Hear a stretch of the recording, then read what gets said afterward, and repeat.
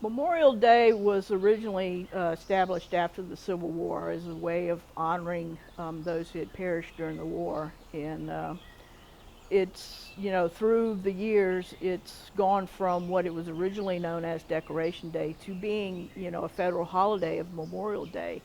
And the day is set aside, to ensure that those service members who died while in service, particularly those that have been killed in action, are remembered.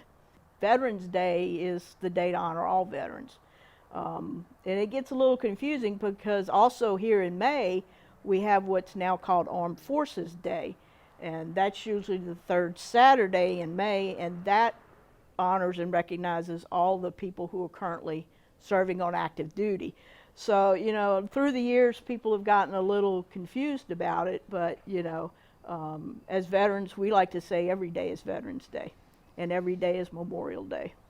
My name is Tanya Whitney. I'm originally a Barnett from this area. I grew up in Sorrento, but 1983 I joined the Army and kind of went back and forth between active duty and the National Guard, but I did end up serving almost 28 years, 22 of which was active duty time, and retired in July of 2010 as a Master Sergeant, and decided to come back home. One of the things, and I think any veteran will tell you this, that, we're taught from the beginning to take care of our troops. And, that just parlays when you become a veteran into, we're brothers and sisters. And, if we don't take care of each other, no one else is going to. So it's just, have each other's back. we have to have each other's back, or as we say, we got your six. And it's all about ensuring in this day and age that veterans are not forgotten. I mean, since Vietnam, with all the drawdowns and there's no longer a draft, it's an all volunteer force, but less than 1/10 of a percentage of the American population, serves at any given time. And so those numbers of veterans are, decreasing as, our World War II veterans, unfortunately, are passing on, followed, pretty quickly by Korea and even Vietnam veterans, because the Vietnam veterans have a lot of, issues from the Agent Orange and such. So, it's kind of one of those things to make sure that we not only take care of each other, but that we honor each other and that we let the nation know that we're still here and we're proud of our service. Fortunately, this year, with the coronavirus and the stay at home, it's, we're not too sure if we're going to be able to have a ceremony. And even if we do, unfortunately, the majority of our, guests who come out for the ceremony are in that age group or, have issues. So, we felt the need this year maybe not to hold one, but to do something else to make sure that Memorial Day is not forgotten in the middle of this pandemic. We can still remember, and matter of fact, several years ago, a national Remembrance Moment was put into effect. So at 3 p.m. they ask everybody to, whatever you're doing, barbecuing at the beach or whatever, to take a moment of silence and just, to reflect and remember on those. But we're going to try to, to make sure that our veterans are remembered. We've got flags ordered. We're going to try to get out to the cemeteries and place those. I had a lady tell me several years ago that she just didn't think it was Memorial Day without the flags in the cemeteries. So we're not too sure how we're going to do that yet with this social distancing, because in the past the Boy Scouts have done it for us, but we're going to do it. We're just not quite sure on the mechanics yet. We've done it through our Reefs Across America program, which we started several years ago with the putting wreaths on the graves of all veterans that are deceased. So through that, and then a couple of Eagle Scout projects, we've mapped out the majority, I'm not going to say we've got them all, but we've mapped out the majority of the veterans' grave sites within Ascension Parish. And believe it or not, there are almost 75 grave sites or cemeteries in this parish. And I mean, you're looking at Cornerview, St. Teresa, Holy Rosary, Prairieville. You know, we've got a lot of graves in some of those. And we've got, you know, if you go across West Bank in Donaldsonville, I can't go over there because I get lost in, you know, just looking at all the graves. But I mean, we have veterans back through the American Revolution buried there, War of 1812. You know, we've got veterans through the whole time period of this country. When we do our reefs, we ask the people who are purchasing the reef to give us the information. So we're trying to build a database of those. But yeah, I mean, anybody, you know, that would like, even like a flag, to make sure a flag gets placed on their grave, they can give me a call and or send me an email, and we'll make sure, you know, that gets done. And that's kind of how it got restarted.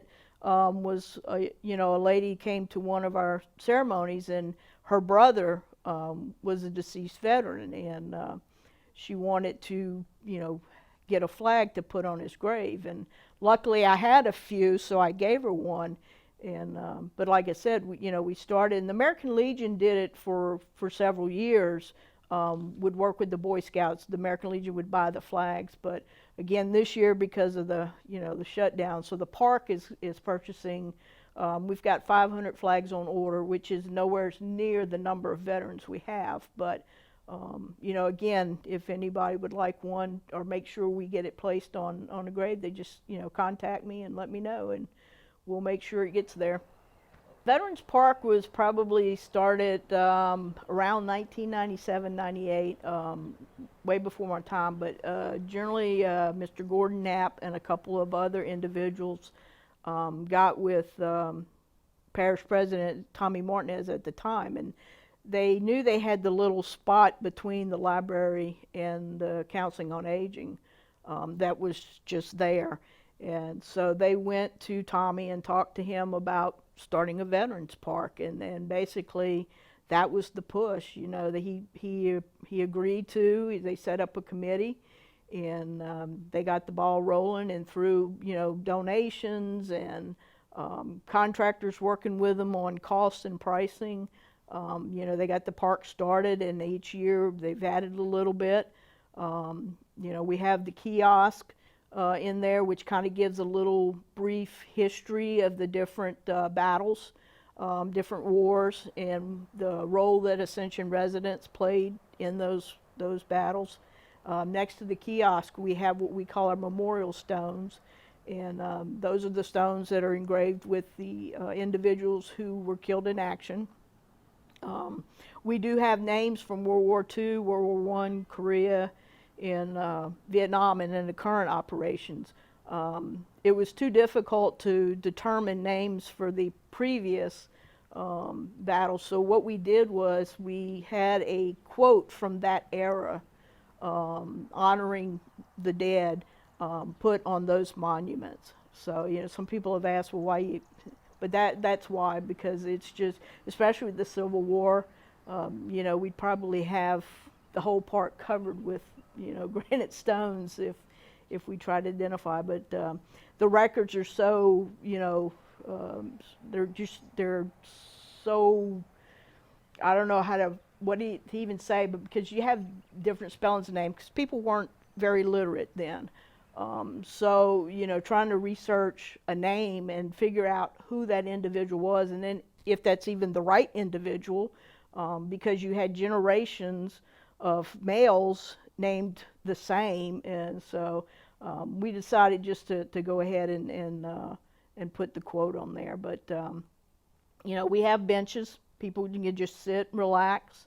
We have the fountain, which is kind of a, you know, memorial remembrance.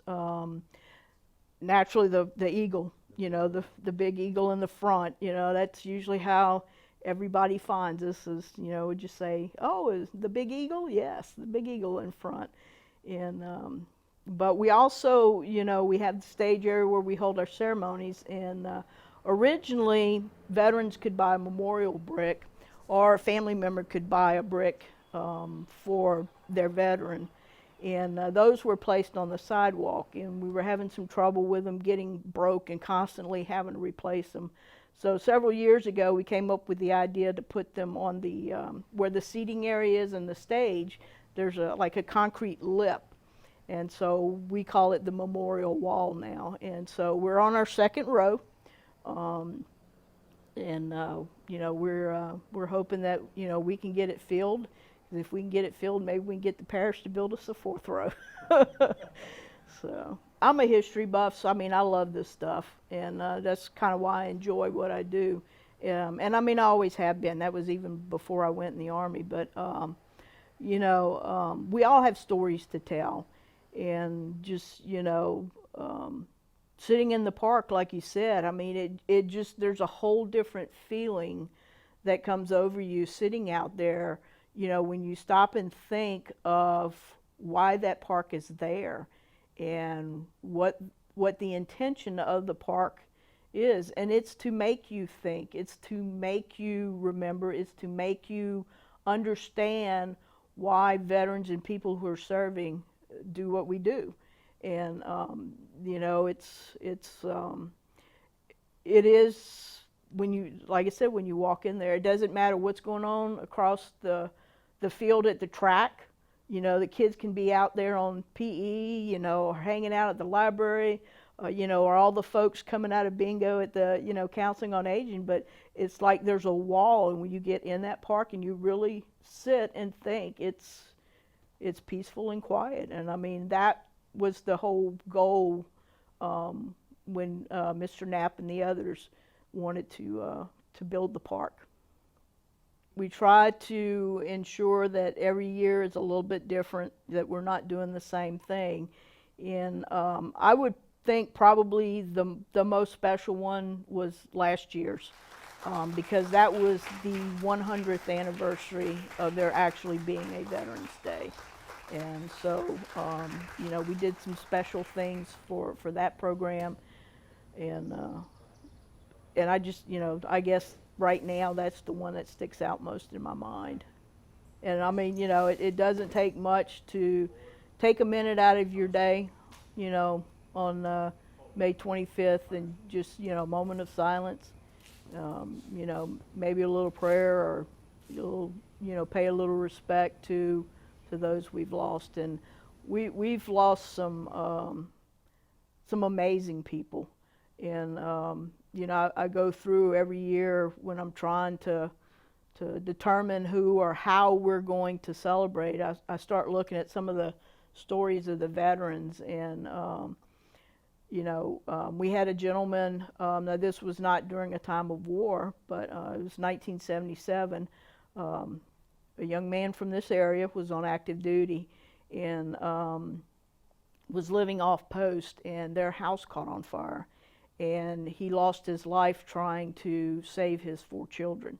So the 4 children and him, all deceased. They're buried at Prairieville Cemetery. And that's the kind of things that we need to remember, is it's not just the ones killed in action. There are people that we lose in peacetime. We lose through accidents. We lose through training. And even in war, those accidents happen.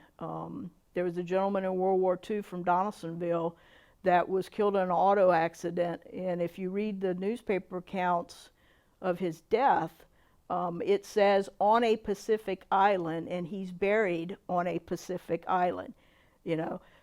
Because of the ComSec at that time, they didn't discuss which islands. And you know how many islands there are out there. But that young man was a Navy lieutenant. He was on shore duty, doing his duty, and unfortunately was killed in an auto accident. So the people like that, outside of the ones that we know, died in battle, I think their stories get forgotten, because they're not killed in action, or they didn't die of wounds, but their deaths were just as memorable or needing to be remembered as those that were killed in action. And like I said, the biggest thing is just to remember that, you know, that they're not forgotten. And I mean, a lot of these young men and women that, you know, were killed during a war or during an operation, you know, they're young. Most of them are, you know, 18 to 25 years old. They've never married. You know, there's no legacy for them to follow on. Sometimes they were only children, and maybe, you know, parents passed on and there's no other family members. So we try to make sure that, you know, that everyone is remembered on Memorial Day, because again, the worst thing that could happen is they're forgotten, and we want to prevent that. We want to make sure that they're honored and remembered.